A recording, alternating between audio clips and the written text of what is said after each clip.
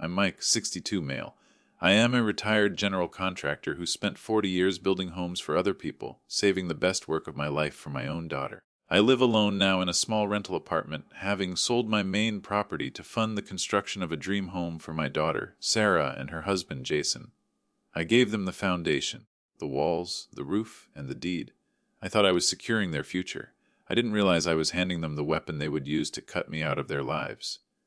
Before this story unfolds, I'd love to connect with you.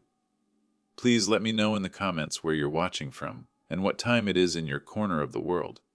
It's amazing to see how far these stories can travel. There is a specific smell to a construction site at 6 in the morning, a mix of damp earth curing concrete and pine lumber that settles deep in your lungs. For 40 years, that smell was my perfume, my alarm clock, and my livelihood. My hands are rough, permanently stained with the ghost of wood stain and oil, the knuckles swollen from decades of swinging hammers and gripping drills. I am a builder. It's not just what I do, it's who I am. When my wife, Ellen, passed away 5 years ago, the silence in our old family home became deafening. It was a good house, a sturdy colonial I'd renovated myself in the late 90s, but without her laugh echoing in the hallway or the sound of her humming in the kitchen, it felt like a museum of memories I wasn't ready to face alone. Around that same time, my daughter, Sarah, was getting serious with Jason. Sarah is the best thing I've ever done. She's 32 now, a high school teacher with a heart that's too big for her own good. She looks just like her mother, same soft eyes, same way of tilting her head when she's listening. When she introduced me to Jason, I tried to be open-minded. Jason is 35, a real estate agent who wears suits that are too tight and smiles that don't quite reach his eyes. He has a firm handshake, I'll give him that, but his palms are soft. He's a man who sells houses, not one who builds them. I remember the dinner where they announced their engagement. We were at a steakhouse downtown, the kind with white tablecloths and overpriced wine. Jason did most of the talking, discussing market trends and equity leverage. I just nodded, watching Sarah. She looked happy, and that was enough for me. We want to buy a place, Jason had said, swirling his Cabernet. But the market is brutal right now, Mike. Inventory is low, interest rates are creeping up. We might have to rent for a few years. I saw the disappointment in Sarah's eyes. She wanted a nest. She wanted a garden. That night I went home and sat in my empty living room. I looked at the equity I had in my house. I looked at my retirement savings. I was 57 then, winding down my business.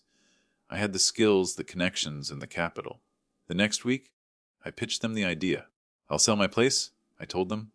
I'll buy a plot of land out in Oak Creek, good school district, appreciating value. And I will build you a house. Not a spec house, not a cookie-cutter box, a custom build. I'll act as the general contractor. I'll call in every favor I'm owed by subcontractors, and I'll do the finished work myself. It'll be my wedding gift, Sarah cried. She actually wept into her napkin. Jason looked at me like I was a slot machine that had just paid out the jackpot. That's incredibly generous, Mike, Jason said. But the title. We'll work it out, I said. I'm not doing this to make a profit. I just want you two to have a start. The project took 18 months. And let me tell you, those were the hardest 18 months of my later years. I was on site every single day. I poured the foundation myself to save $3,000. I framed the walls with my old crew, guys who came out of retirement just because I asked them to. The house was a masterpiece. 4 bedrooms, 3 baths, a wraparound porch, and a kitchen with an island big enough to land a plane on. I put in radiant floor heating because I knew Sarah's feet got cold in the winter. I installed custom cherry cabinets that I built in my friend's workshop. Every nail was driven with love. Every beam was placed with the hope that grandchildren would one day run beneath them. During the construction, Jason would stop by occasionally. He never picked up a broom. He never offered to carry a sheet of plywood. He would walk around in his shiny Italian loafers, pointing at things with a critical eye. Mike, are we sure about this paint color in the master? He'd ask, squinting at the sample I'd spent hours applying. Gray is out, grage is in. It's the color Sarah picked, Jason. I'd say, wiping sweat from my forehead. Right, right. But for resale value, we should think broader, he'd reply, tapping on his phone. Resale value, we hadn't even hung the drywall yet, and he was thinking about selling it. That should have been my first red flag, but I ignored it. I told myself that was just his real estate brain working. The financial arrangement was complex, constructed by my old friend and lawyer Tom, to protect myself, and frankly, to protect Sarah in case things went south. I stayed on the deed. The agreement was that they would pay the property taxes and utilities, and a small mortgage. Payment to me that was about half of what they'd pay a bank. This money was meant to supplement my pension since I'd sunk my liquid cash into the materials. Eventually, the plan was for them to refinance in 10 years and buy me out completely, or for the house to pass to them when I died. It's a safety net, Mike, Tom had told me. Don't sign it all over. You need leverage. People change when they get free houses. I didn't think Sarah would change. And I tried to believe Jason wouldn't either. When I handed them the keys last year, it was one of the proudest moments of my life. Sarah ran through the room, screaming with delight. She hugged me so hard I thought my ribs would crack. "Thank you, Daddy," she whispered. "It's perfect. It's absolutely perfect." Jason walked around, checking the finishes. He ran a hand over the granite countertop. "Nice seam work," he admitted almost grudgingly. "You saved us a fortune, Mike. It's for the family," I said, clapping him on the shoulder. "Just take care of it." "And take care of her." "Of course," he said. For the first 6 months, things were good. I'd come over on Sundays for a barbecue. I'd fix little things that settled, a squeaky hinge, a loose tile. I felt useful. I felt like the patriarch of a growing clan. I was living in a small 2-bedroom apartment about 20 minutes away. It wasn't much, but I didn't need much. I had my truck, my dog Buster, and the knowledge that my daughter was living like a queen. But slowly, the dynamic began to shift. It started with small comments. "Dad, maybe call before you come over next time," Sarah said gently one Sunday when I dropped by with a bag of vegetables from the farmer's market. Jason and I were just relaxing. "Oh, sure, honey." I didn't mean to intrude. I apologized. Then the requests for repairs stopped. When I asked about the deck ceiling, Jason waved me off. "I hired a guy," he said. "Hired a guy, Jason. I can do it for the cost of materials. Why waste money?" "We didn't want to burden you, Mike," he said, his tone slick. "Besides, we wanted a specific finish." I swallowed my pride. It was their house, technically. They were living in it. Then came the holidays. Thanksgiving was tense. Jason spent the whole meal on his phone, checking listings. He made a few snide remarks about blue-collar work when I told a story about a funny mishap on a job site back in the 80s. "Must be nice to work with your hands," he said, swirling his wine, always swirling that damn wine. "Did you ever wish you'd gone to college, Mike? Gotten a degree?" "I did just fine, Jason," I said, keeping my voice even. "I built this dining room you're sitting in." Sarah kicked him under the table. "Jason, stop! I'm just asking! It's an honest question." He threw his hands up. I went home early that night. I told myself it was just stress. The market was fluctuating, maybe he was having a hard month. But now New Year's Eve was approaching. It was our big tradition. Since Ellen died, Sarah and I always brought in the New Year together. We'd make homemade pizzas, drink champagne, and watch the ball drop. It was a sacred ritual. Even after she got married, we kept it up. Last year, the first year in the house, we had a great time. I assumed this year would be the same. I had already bought the ingredients. I had a bottle of expensive champagne chilling in my fridge. I had bought Jason a nice bottle of scotch, trying to extend an olive branch. I was sitting in my recliner watching the news, feeling that warm anticipation of family time. I was lonely, yes. My apartment was quiet. But I had New Year's to look forward to. I had my daughter. I had the house I built. I didn't know that the house I built was about to become a fortress barred against me. I didn't know that the foundation I poured was supporting a life that had no room for me anymore. I looked at the photos on my mantel. Me and Sarah on a job site when she was 5, wearing a hard hat that fell over her eyes. Me and Ellen. Sarah and Jason at their wedding. I picked up my phone to text Sarah, just to confirm the time I should head over on the 31st. "Looking forward to Friday. Sweetie, should I bring the dough or are you making it?" "Love, Dad." I watched the little bubbles pop up, indicating she was typing. Then they stopped. Then they started again. For 10 minutes, the bubbles danced. When the reply finally came, it wasn't about pizza dough. And it wasn't from Sarah. The vibration of the phone in my hand felt like a physical blow, a premonition before I even unlocked the screen. The text wasn't from Sarah's contact. It was from a group chat Jason had just created, titled, "And Plans," including only me, Sarah, and himself. But the message was from Jason. "Mike, we need to set some boundaries for this year. Sarah and I have discussed it, and we think it's best if you don't come to our house for New Year's Eve. We want to start our own traditions as a couple without third wheels. Also, frankly, your negativity lately has been draining. My husband is against you coming over, and I support him. Please make other plans." Jan and S. I stared at the screen. The words swam before my eyes, blurring into a nonsensical gray block. I blinked, rub my eyes with my calloused knuckles, and read it again. My husband is against you coming over, without third wheels. Negativity. My heart hammered against my ribs, a chaotic, terrified rhythm. I felt a cold sweat prickle on the back of my neck. It wasn't anger, not yet. It was pure unadulterated confusion mixed with a sharp, piercing hurt. Negativity. I whispered to the empty room. What negativity? I thought back to every interaction we'd had over the last 3 months. Had I been negative, I'd complained about my arthritis once or twice. I'd grumbled about the price of gas. Was that it? Was that enough to ban a father from his daughter's home on their special holiday? And the phrase, "my husband is against you," why was Jason writing that about himself in the third person? Or had he dictated it to Sarah? No, the message came from Jason's number, but the wording was strange. My husband is against you coming over, and I support him. It read like a legal statement. It read like an eviction notice. I set the phone down on the coffee table as if it were a bomb. I stood up and paced the small living room of my apartment. 4 steps to the window, turned 4 steps to the kitchen counter. This apartment was a temporary stop, I always told myself, just a place to sleep while I helped them get established. But standing there, surrounded by beige rental walls and cheap carpet, the isolation crashed down on me.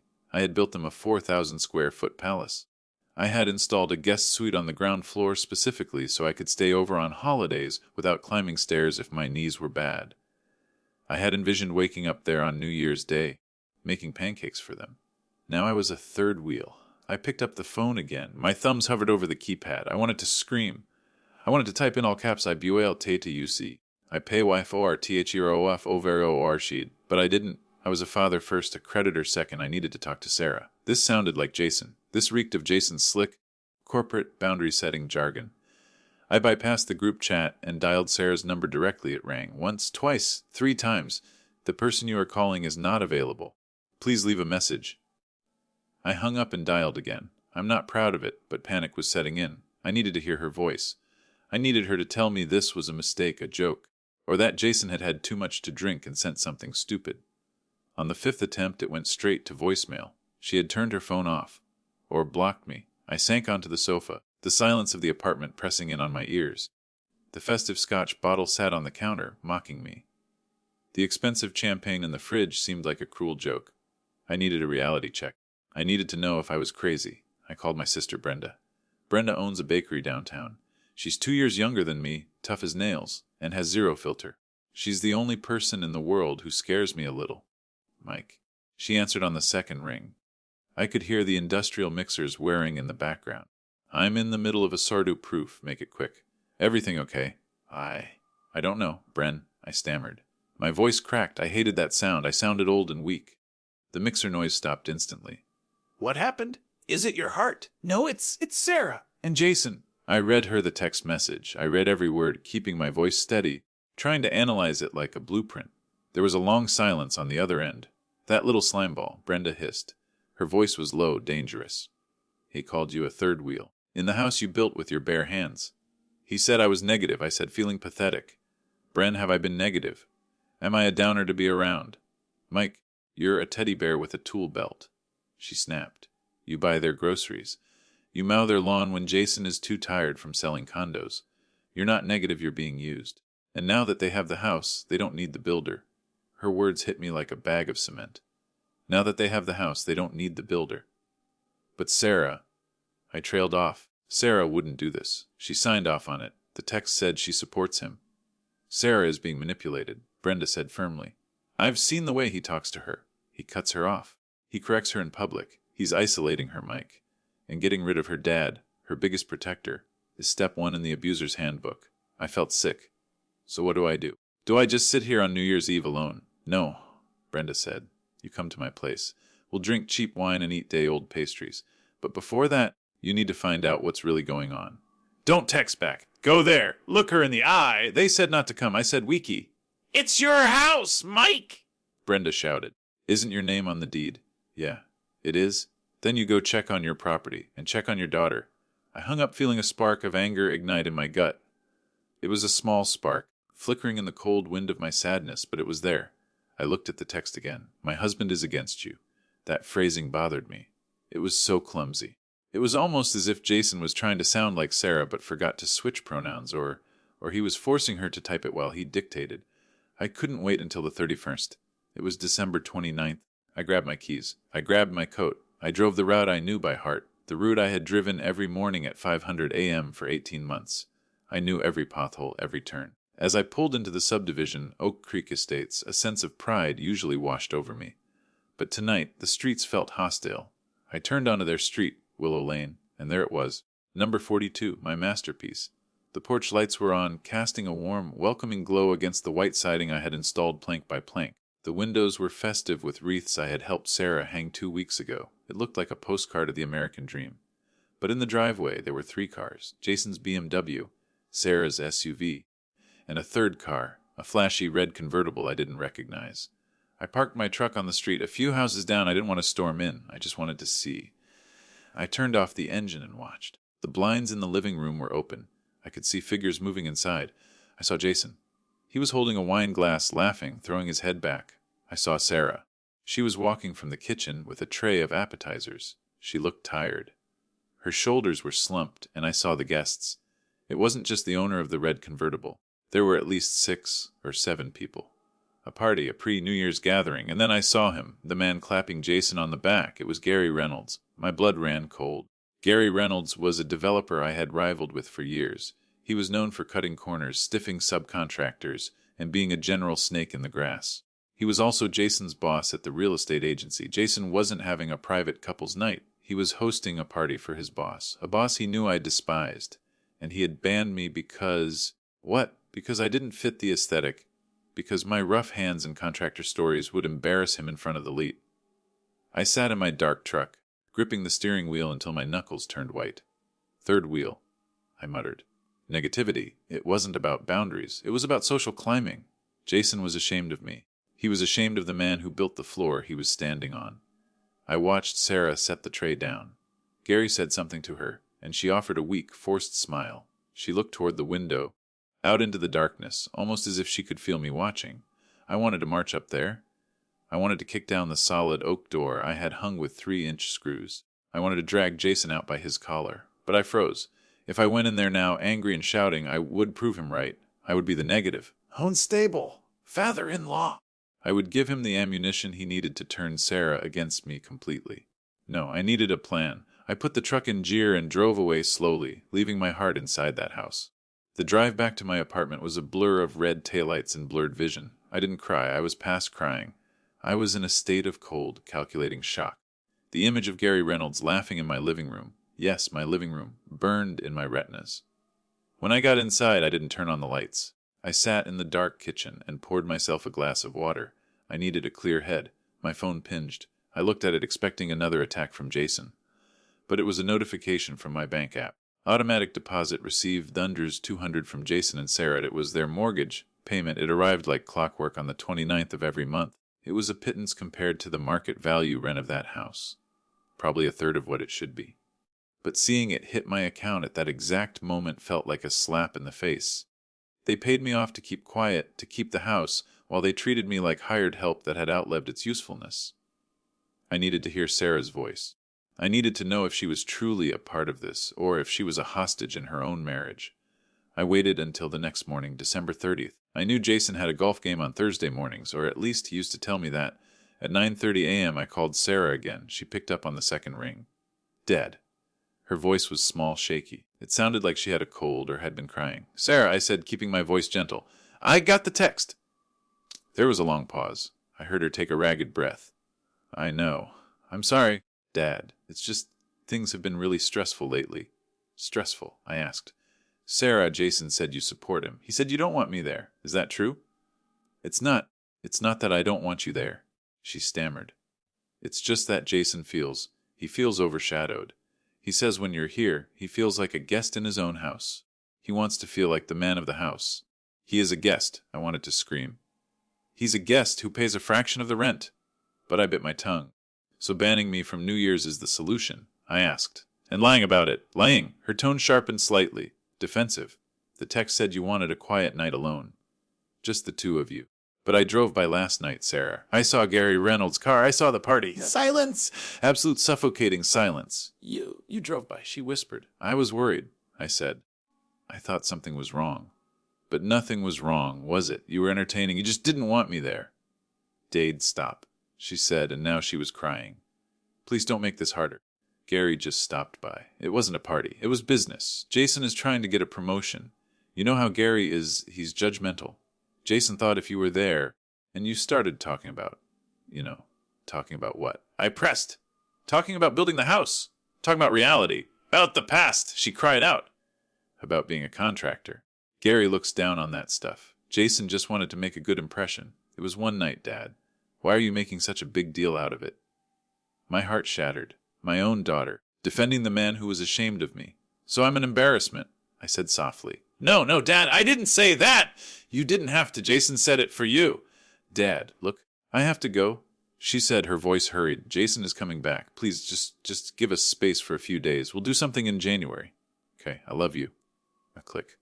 She hung up on me. She hung up because she heard his car in the driveway. She was afraid of him. Or maybe she was just afraid of the conflict. I sat there, staring at the phone. We'll do something in January, like I was an appointment to be rescheduled. A dentist visit. I realized then that this wasn't just about a party. This was a systematic removal. Jason had the house. He had the status. He had the wife. The only loose end was the old man who held the strings. He was trying to cut the strings. But he forgot one thing. I didn't just hold the strings. I held the deed. I stood up and walked to my filing cabinet in the bedroom. I unlocked the bottom drawer. There, in a fireproof folder, was the paperwork. The promissory note. The deed of trust. The private mortgage agreement. I pulled it out and dusted it off. I hadn't looked at it since the closing. I flipped to the section on default and violation of terms. The Clause 40, occupancy and conduct. Clause 7, urgent repayment acceleration. I wasn't a lawyer, but I knew what we had signed. It wasn't a standard bank mortgage. It was a private contract between family. And because it was family, Tom had put in some very specific behavioral clauses at my insistence. Clauses I thought I'd never use. Clauses about maintaining the property, about not subletting without permission, and a clause about good faith tenancy. I needed Tom. I grabbed the folder and my keys. I didn't care that it was December 30th and Tom was probably on vacation. I drove to his small office above the hardware store in town. Tom was there, thankfully, nursing a coffee and reading the paper. He looked up surprised as I burst in. Mike, you look like you've seen a ghost. Or killed one. Not yet, I said, slamming the folder on his desk. Tom, I need you to look at this. I need to know my options. Tom put down his coffee. He saw the look in my eyes, the cold, hard look of a man who is done being nice. What happened? He asked. They banned me from the house, Tom. Jason banned me. He told me I'm negative and a third wheel. And last night, they hosted a party for his boss while telling me they wanted a quiet night alone. Tom sighed and shook his head. The ungrateful son of a law. He adjusted his glasses. I warned you, Mike. I told you money and family don't mix. I know, I said. You were right. Now tell me how I get my leverage back. Tom opened the folder. He ran his finger down the legal jargon. He hummed. He hawed. He frowned.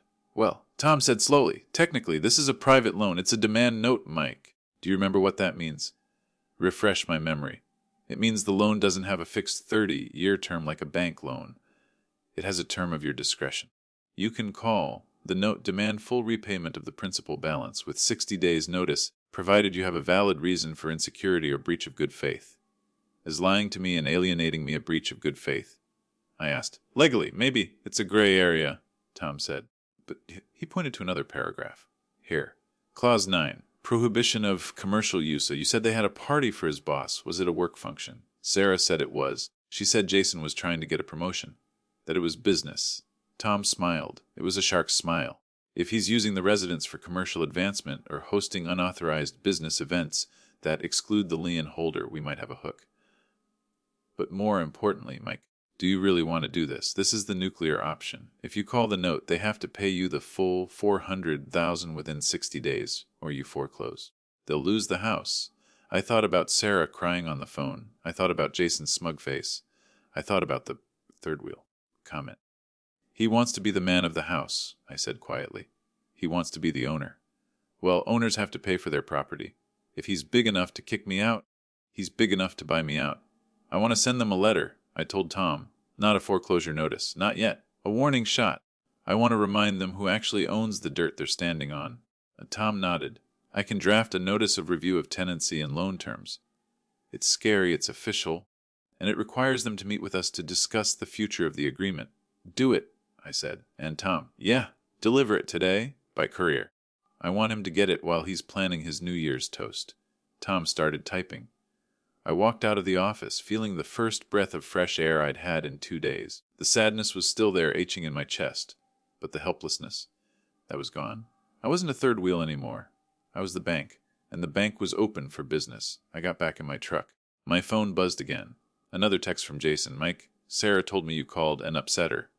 This is exactly the negativity I'm talking about. Do not contact us until after the new year. We need peace. I stared at the message. I didn't reply. I just smiled. You want peace, Jason, I thought. I'm about to give you a war. The hours after leaving Tom's office were a strange mix of adrenaline and dread. I felt like a general who had just ordered a strike on his own territory. I went back to my apartment and tried to distract myself. I cleaned the kitchen until the counters gleamed. I walked Buster until he lay panting on the rug, refusing to take another step. But my mind kept circling back to Willow Lane. Around 4:00 p.m. my phone buzzed. It was Tom. The courier just dropped the package, Tom said. Signed for by Jason himself. What did the courier say? I asked, gripping the phone. Said the guy looked confused. Asked if it was a late Christmas present. When he saw the return address, Thomas Miller, attorney at law, he apparently turned pale. I let out a breath I didn't know I was holding. Good, Mike. Tom's voice softened. Be ready. He's going to call you, and he's going to be angry. I'm counting on it, I said, but Jason didn't call. Not at 5:00 p.m., not at 1600 p.m. The silence was unnerving. I expected an explosion, a rant about how dare I involve lawyers. Instead, nothing. By 7:00 p.m., the curiosity was eating me alive. Were they ignoring it? Were they plotting? Or were they panicking? I decided to do something reckless. I needed to know the temperature in that house. I drove back to Oak Creek Estates. It was dark now, the streetlights casting long, lonely shadows on the pavement. I didn't park in front of the house this time. I parked a block over, on a street that ran behind their property. The house I built had a large backyard that abutted a small wooded easement. I knew the terrain perfectly. I knew there was a loose slat in the back fence because I hadn't gotten around to fixing it before the closing. I slipped through the gap, moving quietly through the frozen grass. I felt like a criminal, a spy in my own creation. This is insane, I told myself. You are a 62-year-old man sneaking around in the bushes. But the need to understand the betrayal was stronger than my dignity. I crept up to the back patio. The lights were on in the kitchen and the dining area. The blinds were drawn, but they were those cheap, slatted ones Jason had insisted on buying instead of the custom drapes I suggested. If you stood at the right angle, you could see through the cracks. I peered in. Jason and Sarah were in the kitchen. The notice of review was lying open on the granite island. They weren't screaming. It was worse. They were scheming. I couldn't hear them through the double-pane glass. I had installed high-efficiency windows, unfortunately for me right now. But I could see their body language. Jason was pacing, gesturing wildly at the paper. Sarah was sitting on a bar stool, her head in her hands. Then Jason stopped. He pulled out his phone. He tapped something, then put it on speaker and set it on the counter. My own phone in my pocket remained silent. He wasn't calling me. He was calling someone else. I pressed my ear against the glass, desperate for a sound. Nothing. I looked around. The kitchen window was cracked open just a hair, maybe an inch, to let out cooking smoke. I moved closer to it, holding my breath. Ridiculous? Gary, the old man is losing it. Jason's voice drifted out, tinny but audible. He was talking to Gary Reynolds, his boss. He sent me a legal notice. On New Year's Eve. Gary's voice boomed from the phone. Even on speaker, he sounded arrogant. What does it say? It says he wants to review the terms of tenancy and potentially call the note, Jason said, sounding frantic. He can't do that, can he? It's a gift! We have a verbal agreement. That's his name on the deed, Gary asked. Well, yeah, we did it as a private mortgage to save on closing costs and interest. He's the lion holder, then he's the bank. Jason, Gary laughed, a cruel, barking laugh. And if the bank wants to foreclose, the bank can foreclose. You told me you had the old guy wrapped around your finger. You said he was a pushover. He is! Or he was! Jason slammed his hand on the counter. Sarah flinched. I don't know what got into him. Maybe he found out about the dinner last night. You mean the dinner where we toasted to you becoming partner? Gary asked. Look, Jason, I need a partner who can handle his domestic affairs. If you can't even manage your father-in-law, how are you going to manage a multi-million-dollar portfolio? Fix this, I don't care how. Get him to sign a waiver or, I don't know, declare him incompetent. Just get the title clean. We need that equity if you're going to buy into the firm next year. My blood froze. Buy into the firm. That was the plan. Jason wasn't just trying to get a promotion, he was trying to become a partner, and usually that required a significant capital buy-in.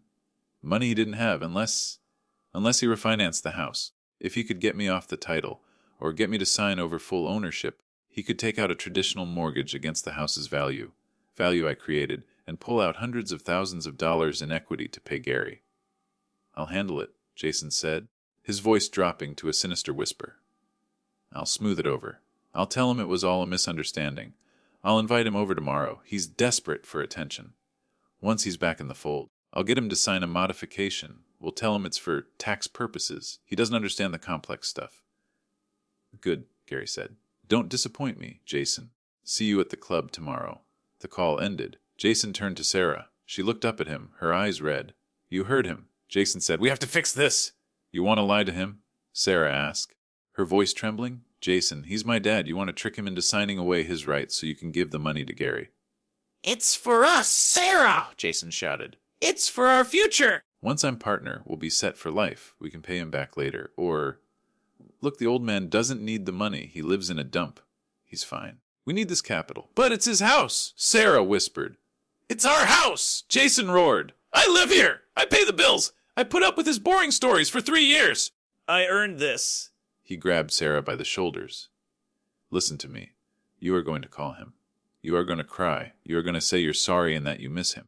You are going to beg him to come over for New Year's Eve. And when he gets here, we are going to be the perfect, loving family. Got it? Sarah looked at him. For a second, I thought she would slap him. I prayed she would slap him. But she just nodded, defeated. Okay, Jason. I stepped back from the window, my heart pounding so hard I thought it would crack a rib.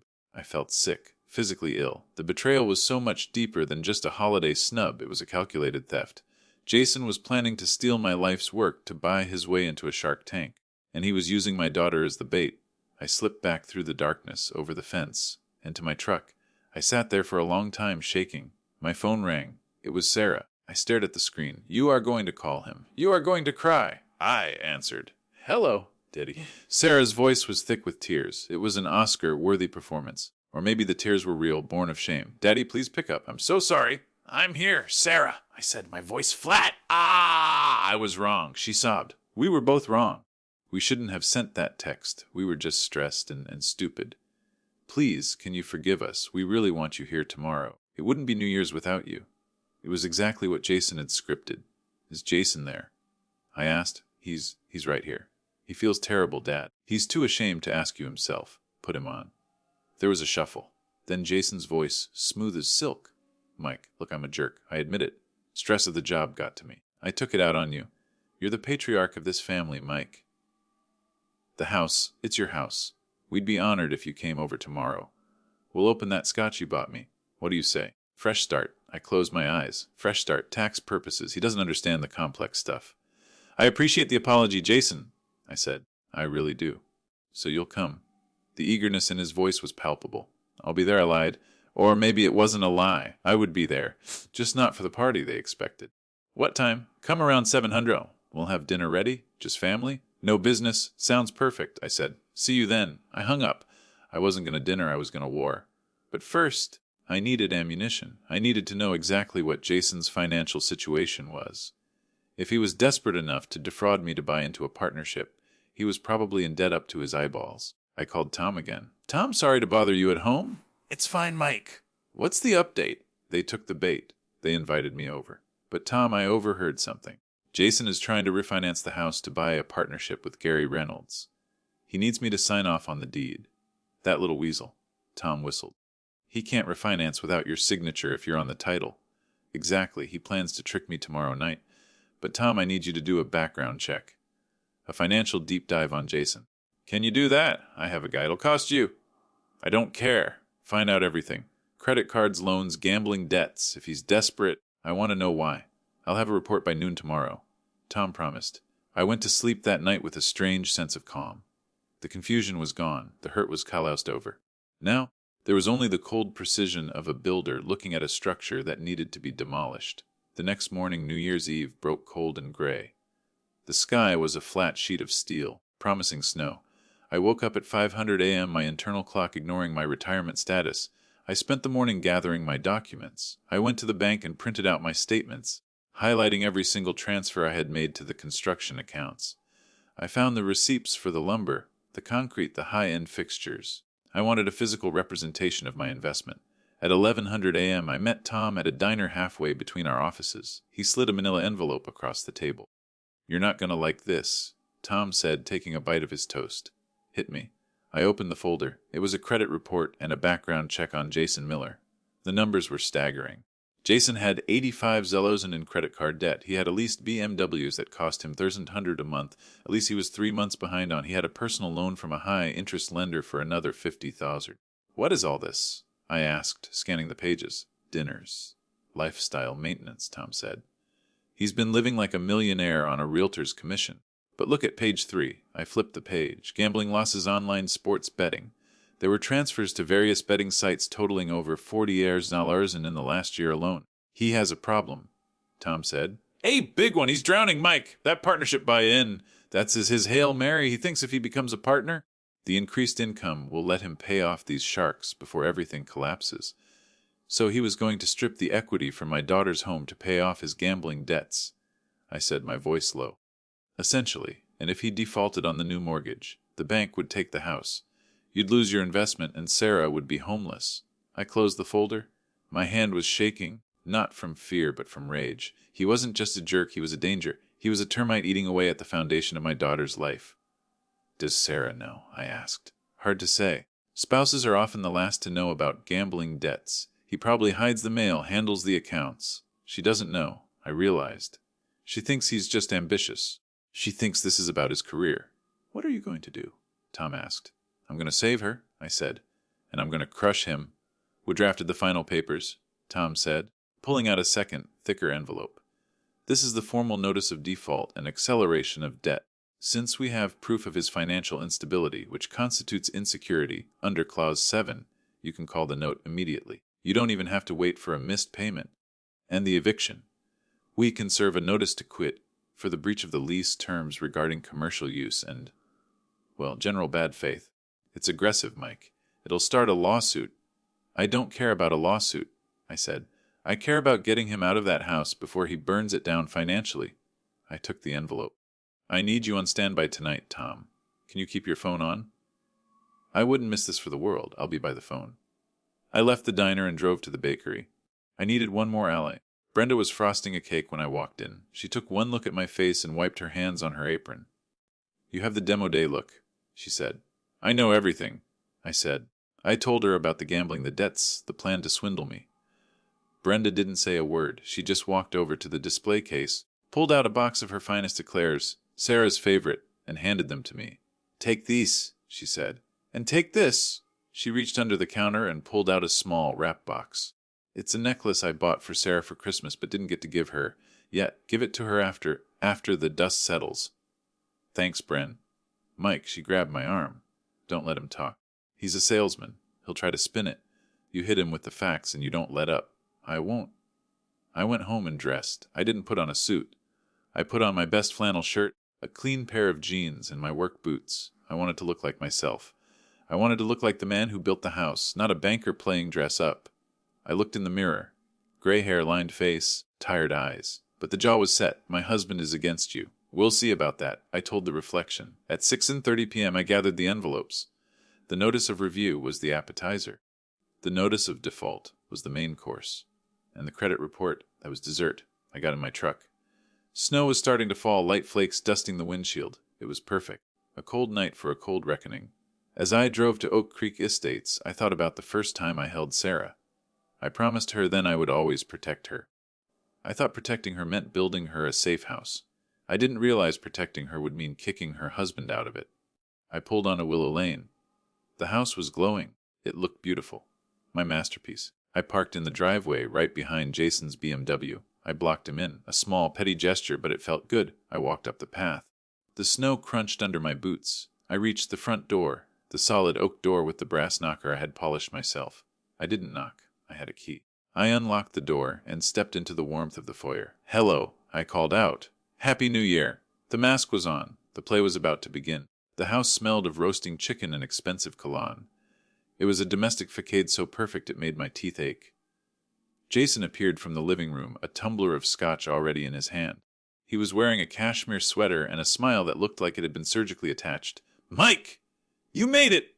He came forward, arms spread wide, going for a hug. I didn't step into the hug. I extended a hand, stiff and formal. "Jason." He faltered for a microsecond, then recovered, gripping my hand. His palm was damp. "Good to see you, Mike. Really? Come in, come in. Sarah is just finishing up the sides." Sarah came out of the kitchen. She looked beautiful, but pale. She was wearing a dress I recognized, one she'd worn to my 60th birthday party. When she saw me, her eyes filled with tears again. Real ones, I hoped. "Dad," she breathed. She ran to me and hugged me tight. I hugged her back, smelling her shampoo, feeling her tremble. "Hey, honey," I whispered. "It's okay. I'm so glad you came," she said into my shoulder. "I wouldn't miss it," I said, pulling back. I looked her in the eye. "We'll have a lot to talk about." Jason clapped his hands. "Well, let's get you a drink, Scotch." "It's the Macallan you bought me." "I've been saving it." "Sure," I said. "Pour me a glass." We moved into the living room. The fire was crackling in the stone hearth I had laid myself. I ran my hand along the mantel. "Drafty in here?" I asked casually. I noticed the seal on the back door might be failing. "Oh, it's fine." Jason waved a hand. "House is solid as a rock, Mike. You built it, after all." He handed me the drink. We sat down. Me in the armchair, Jason and Sarah on the sofa, holding hands. It looked like an intervention, but they didn't know who the patient was yet. So Jason started swirling his ice. We really wanted to clear the air about the text message. It was a misunderstanding. "Stress, you know. The market is crazy. I understand stress." I nodded. "Tom tells me the market is volatile." "Exactly. And Gary." "My boss, he's been riding me hard. But good news, Mike, there's a partnership opening up. If I get it, our troubles are over. We'll be set." "That sounds promising," I said, taking a sip. "And how do you plan to buy in? Partnerships aren't free." Jason stiffened. He glanced at Sarah. "Well, that's actually something we wanted to discuss with you. Later, of course. After dinner. No time like the present," I said. "I'm an old man. I get tired early." Jason laughed nervously. "Okay. Straight to business. I like that. Look, Mike, we have this incredible asset here, the house. It's appraised at nearly $850,000 now. You did amazing work. But right now, that equity is dead. It's sitting there doing nothing."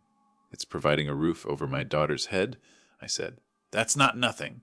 "Of course." "But if we could unlock it, if we could refinance, pull out, say, $300,000, I could buy the partnership. I'd double my salary in year one. We could pay off the new mortgage in 5 years, and we'd pay you out completely right now. A lump sum. You could travel. Buy a condo in Florida." He leaned forward, his eyes gleaming with greed. "But to do that, the bank needs a clean title. They can't lend with your private lion on it.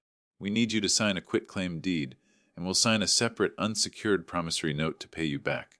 It's just paperwork, really." Sarah was looking at the floor. She knew this was wrong. She knew it in her gut. "So," I said slowly, "you want me to remove my name from the title, give up my security interest, and trust you to pay me back later. Effectively turning a secured loan into an IOU. It's family, Mike," Jason grinned. "Who can you trust if not family? Besides, with my new salary, it's zero risk." I set my glass down on the coaster. The clink was loud in the silent room. "Zero risk," I repeated. That's an interesting phrase. "Especially for a man with your portfolio." Jason's smile faltered. "What do you mean?" I reached into my jacket pocket. I didn't pull out the gun. I pulled out the envelope. I did a little digging, Jason. Because when a man asks me to bet my retirement on his future, I like to know the odds. I slid the credit report across the coffee table. Jason looked at it. He didn't touch it. "What is this?" he whispered. "Open it," I commanded. My voice was no longer the kindly grandfather. It was the foreman barking at a lazy apprentice. Sarah looked up, alarmed. "Dad, what is that?" "It's his financial report, Sarah. Read it." Jason lunged for the envelope, but Sarah was faster. She grabbed it and pulled out the papers. Jason Miller, credit score. "Outstanding debts," she mumbled, reading the headers. Her eyes widened. "Jason, what is this? There are 85,000 in credit cards." "What? It's wrong," Jason stammered, standing up. "That's old data. It's identity theft. I was going to handle it. Keep reading, Sarah," I said calmly. "Page 3. She flipped the page. Gambling losses. Her voice broke. She looked up at him, horror on her face. "Jason? $40,000. You told me you stopped betting on sports in college?" "It's an investment strategy," Jason yelled, his face turning red. "I'm hedging." "You don't understand the markets. Betting on the Giants to cover the spread is not a market strategy, Jason," I said coldly. Sarah dropped the papers. She looked at him as if he were a stranger. You're broke, and you wanted to take a mortgage on the house to pay your bookie. To pay for the partnership, Jason screamed. To fix this! To fix us! There is no partnership? Is there? I asked. Gary isn't offering you a partnership. He's offering you a lifeline because you owe him money too, don't you? Or maybe you've been borrowing from the firm. Jason went white. I had guessed right. The desperation was too high for just credit card debt. You have no right, Jason hissed. This is my house. Get out! Actually, I said, standing up slowly. I reached into my other pocket and pulled out the second envelope. The thick one. This isn't your house, it's my house. And you are in default. I tossed the notice of default and acceleration onto the table. It landed with a heavy thud. That is a formal demand for full repayment of the loan, the 400 Zauzard, due in 60 days. But considering the fraud you just attempted to commit against me, and the fact that you are using the property for commercial schemes, I'm also serving you with an eviction notice. Jason stared at the papers. He looked like he was going to vomit. You can't do that, he whispered. Sarah! Tell him he can't do that. Sarah was sitting perfectly still, tears streaming down her face. She looked at the report. She looked at the gambling debts. She looked at the text message in her mind. My husband is against you. She stood up. She wiped her face. She looked at Jason. He can do it, Sarah said, her voice shaking but clear. And he should. Jason's jaw dropped. What, Sarah, baby? Don't be crazy. We're a team. We're not a team, she said. You lied to me. You isolated me from my father. You made me send that text. You made me think my dad was the problem. But you're the problem, Jason. You're the negativity. You're the drain. She walked over to me and stood by my side. She took my hand. Get out, she said to Jason. Sarah! You can't kick me out. I live here! Actually, I interjected. The eviction notice is for both of you technically, but as the owner I can choose who stays as a guest. Sarah is my guest. You are a trespasser. I'll sue you! Jason screamed. I'll take half at everything. With what money? I asked. You have negative net worth, Jason. You have nothing but debt and a leased car you can't afford. If you leave now, quietly, I might not report your attempted mortgage fraud to the authorities. Or to Gary. Jason froze. The threat of Gary finding out about the fraud, or maybe the police, was the final nail. He looked around the room I built. The fire I lit, the wife he lost. He grabbed his Scotch glass and hurled it into the fireplace. It shattered, glass sparkling in the flames. Fine, he spat. Keep your damn house. It's a money pit anyway. He stormed past me, grabbing his coat off the rack. He didn't look back at Sarah. He slammed the front door so hard the wreath fell off. We heard the BMW engine roar to life, tires spinning on the snow, and then he was gone. Silence descended on the house. Sarah stood there, trembling. Then her knees gave way. I caught her. I held her as she sank to the floor, sobbing. I'm so sorry, Dad, she cried. I'm so sorry. I smoothed her hair. It's okay. The foundation is still good, Sarah. We just need to clear out the rot. We sat there on the floor of the beautiful living room, the fire crackling, the snow falling outside. It wasn't the New Year's Eve party we planned. There was no pizza. There was no champagne. But the house was clean, and my daughter was safe. The silence that followed Jason's departure was heavier than the snow falling outside. It wasn't a peaceful silence. It was the vacuum left by an explosion. Sarah was still sitting on the floor, her beautiful dress pooling around her, staring at the shattered glass in the fireplace. I didn't try to pull her up immediately. I knew that feeling. It's the feeling of looking at a collapsed roof, the shock of seeing something you thought was structural turn into rubble. I went to the kitchen and got a dustpan and brush. I knelt by the hearth and swept up the shards of the Scotch glass. It was a small task, but it was something I could fix. He took my cards. Sarah whispered. I stopped sweeping. What? My credit cards, she said, her voice hollow. They were in the foyer bowl. I saw him grab them when he took his coat. I stood up, the rage flaring again, but I pushed it down. Rage wasn't useful now. Action was. Cancel them, I said. Right now. Do you have your phone? She nodded, pulling it from her pocket. Her hands were shaking so badly she couldn't unlock the screen. I took the phone gently from her. What's the passcode? Orlan 04, she said. His birthday. I grimaced but punched it in. I opened her banking app. I froze. The balance in their joint checking account, the account where her teacher's salary was deposited, was 42 Buenhoder. Sarah, I asked softly, when was payday? Yesterday, she said. I got paid yesterday. He had drained it on his way out, or maybe right before he came home, knowing the walls were closing in, he had transferred every cent. Okay, I said. We'll deal with that tomorrow.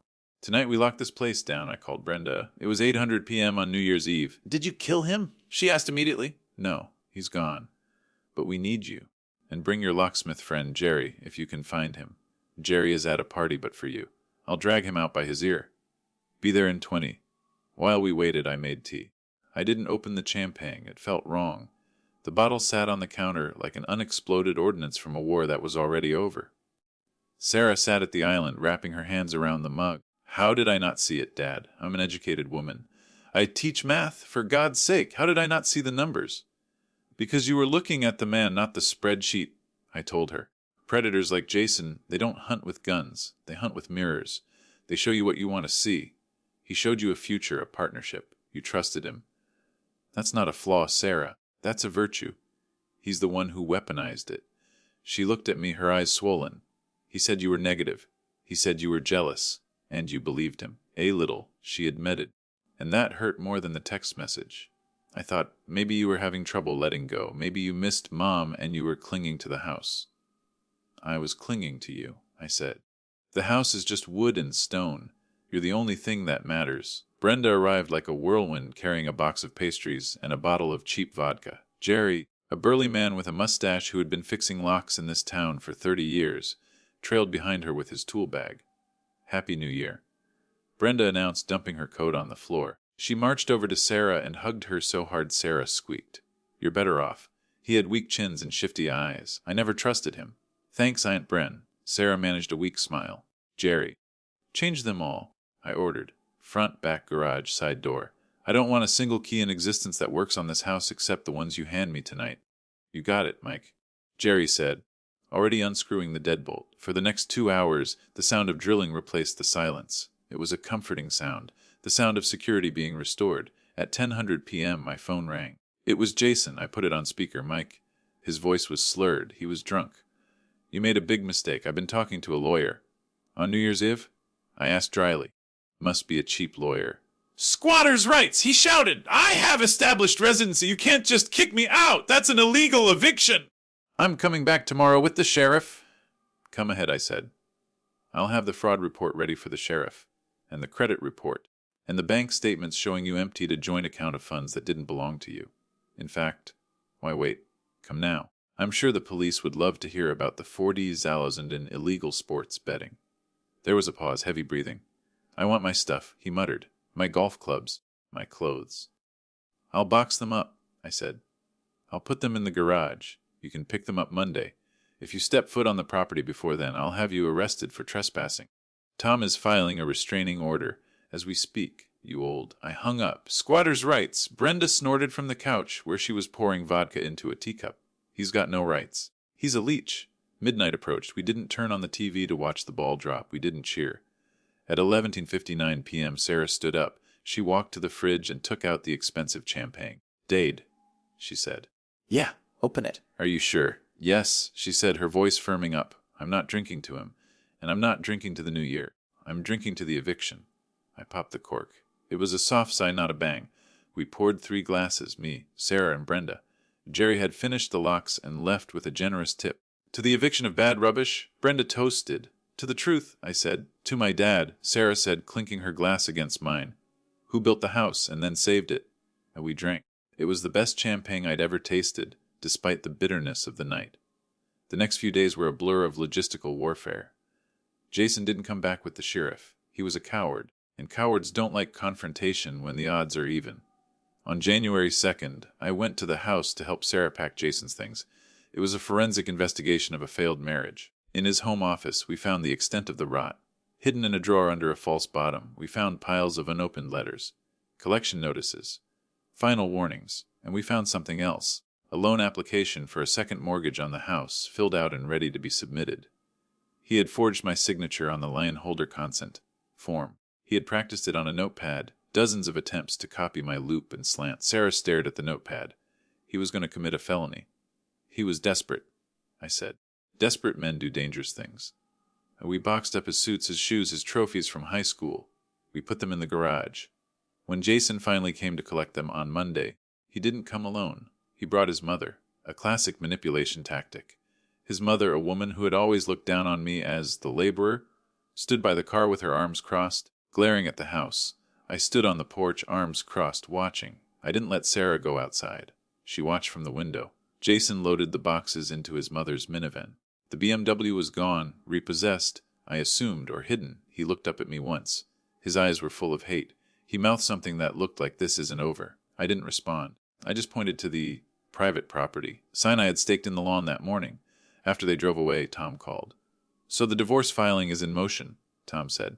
"But we have a snag. Jason is claiming he contributed to the value of the home through sweat equity and maintenance. He wants a payout. He's asking for $100,000. Sweat equity." I laughed so hard I nearly choked. "Tom, the man never lifted a hammer. He hired a guy to change a light bulb." "I know, Mike. But it's a standard tactic. He's trying to force a settlement. He knows litigation is expensive. He figures you'll pay him 20 grand to go away." "I won't pay him a dime," I said. "I'd rather pay you 50 grand to bury him in paperwork." "That's the spirit," Tom chuckled. "But listen, he's also playing the victim card at work. He's telling everyone you're a senile, controlling father-in-law who ruined his marriage."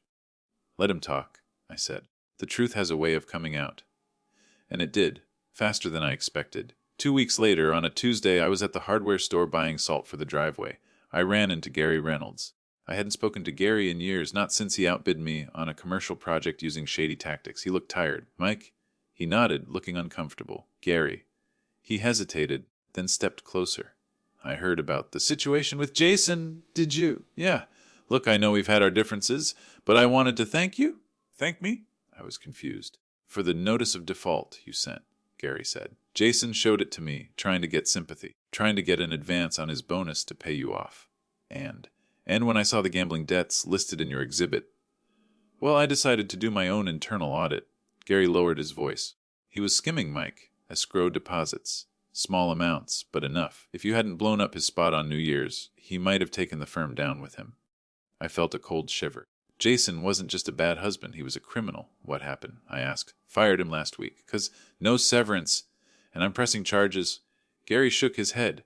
"You saved your daughter, Mike, but you might have saved my business too."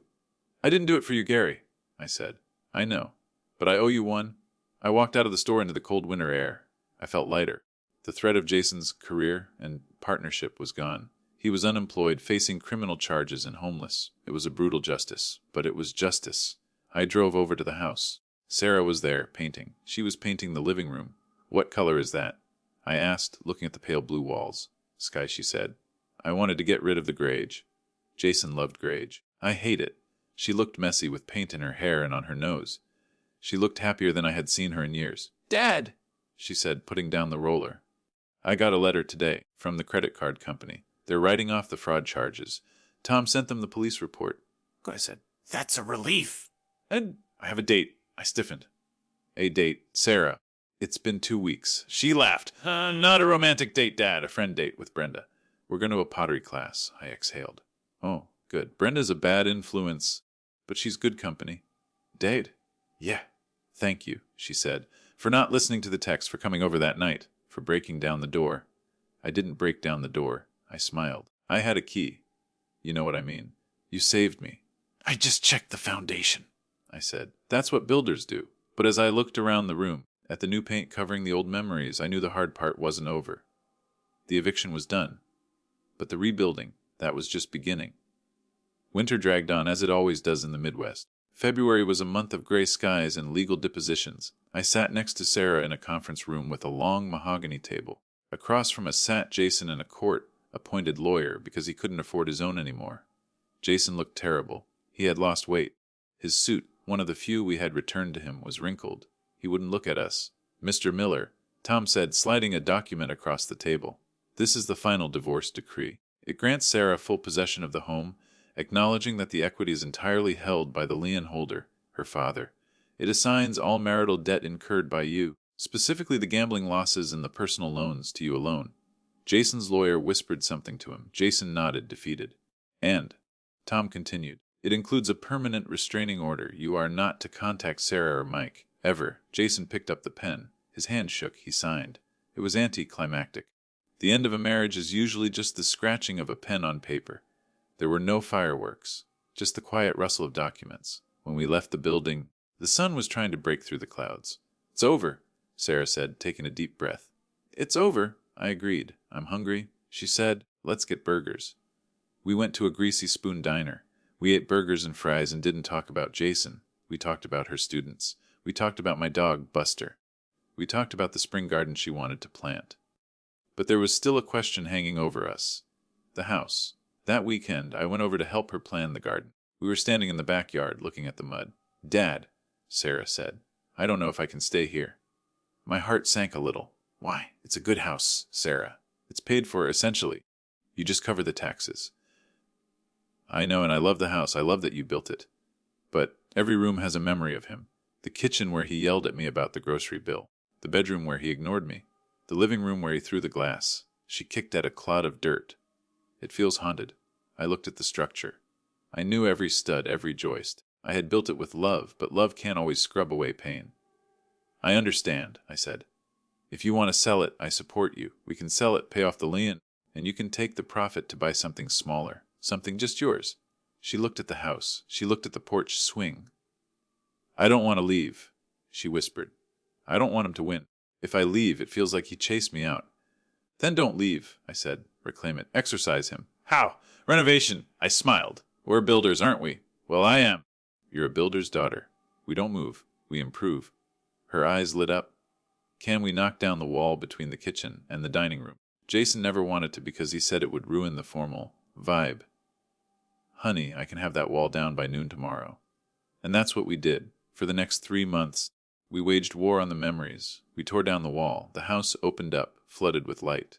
We ripped up the carpet in the master bedroom, the carpet Jason insisted on, and refinished the hardwood underneath. We turned Jason's man cave office into a library for Sarah, with floor to ceiling bookshelves and a rolling ladder.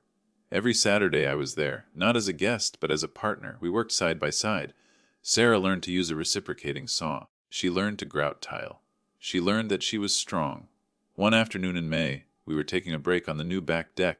The garden was blooming, tulips and daffodils pushing up through the soil. "It feels different now," Sarah said, wiping sawdust from her forehead. "It feels like my house." "It is your house?" I said. "No," she corrected. "It's our house. Yours and mine. The house that love built, remember." I choked up a little. "I remember. Died." "I've been thinking," she said, "about the husband is against you text. Don't think about it." "No, I need to." Because he was right about one thing. He was against you, but I never was. I was just silenced. "I promise you, Dad, no one will ever silence me again, and no one will ever come between us again." "I know," I said. "I know." Life settled into a new rhythm, a better rhythm. Jason faced his charges. He pleaded guilty to embezzlement to avoid a longer sentence. He got 3 years. I didn't go to the sentencing. I didn't care. He was a footnote in our history now. Summer arrived, the 4th of July. Sarah decided to host a party, not a networking party.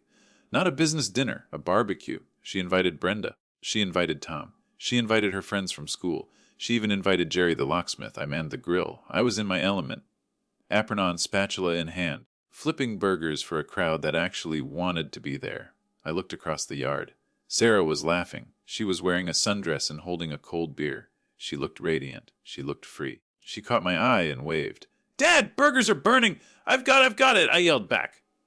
Brenda settled up to me, holding a plate of potato salad. "She looks good, Mike," Brenda said. "She does. You did good. You didn't just build a house. You rebuilt a life. We did it together," I said. Later that evening, as the sun went down and the fireflies came out, we sat on the porch. The very porch where I had once stood in the snow, blocked by Jason's car. Now the driveway was full of friends' cars. The house was full of laughter. I realized something then. When I started this project, I thought I was building a legacy. I thought the house was the gift. I thought the equity was the safety net. But the house wasn't the safety net. I was the safety net, and she was mine. The text message that had almost destroyed me, "My husband is against you," had actually been the catalyst for our salvation. It forced the truth into the light. It forced us to choose sides. And Sarah chose me. She came out onto the porch and sat on the swing next to me. She rested her head on my shoulder. "Happy 4th of July, Dad." "Happy 4th. Sweetie, what time is it? she asked. I checked my watch. "It's 900 p.m.? No, she smiled, looking at the house glowing warm and golden in the twilight. "It's time for a fresh start." I put my arm around her, the rough hand of a builder holding the shoulder of the teacher. "You're right," I said. "It's exactly that time."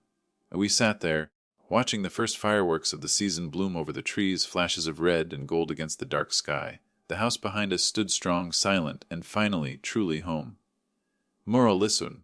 What a journey, everyone. In this story, we saw Mike, a father who gave everything to build a future for his daughter, only to be pushed out by a manipulative partner. Jason's mistake wasn't just his greed or his gambling addiction, it was his arrogance.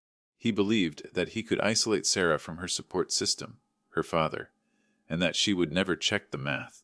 He mistook Sarah's kindness for weakness and Mike's silence for submission. But as we saw, when you push a builder too far, they don't just walk away, they dismantle the structure brick by brick. Justice was served not through violence, but through the cold, hard facts of legal contracts and financial transparency. The moral message. The core lesson here is about the true definition of support and the importance of financial transparency in relationships. First, trust your gut. Mike knew something was wrong when the dynamic shifted. Sarah knew something was wrong in her stomach, even if she couldn't see the numbers. If you feel like you are walking on eggshells in your own home, or if your partner tries to isolate you from your family under the guise of boundaries, that is a massive red flag. Second, financial infidelity is abuse. Jason hid debts, drained accounts, and attempted mortgage fraud. In a partnership, there should be no secrets about money. If your partner refuses to show you statements or handles all the finances in the dark, you need to turn on the lights. And finally, family is a safety net, not a crutch.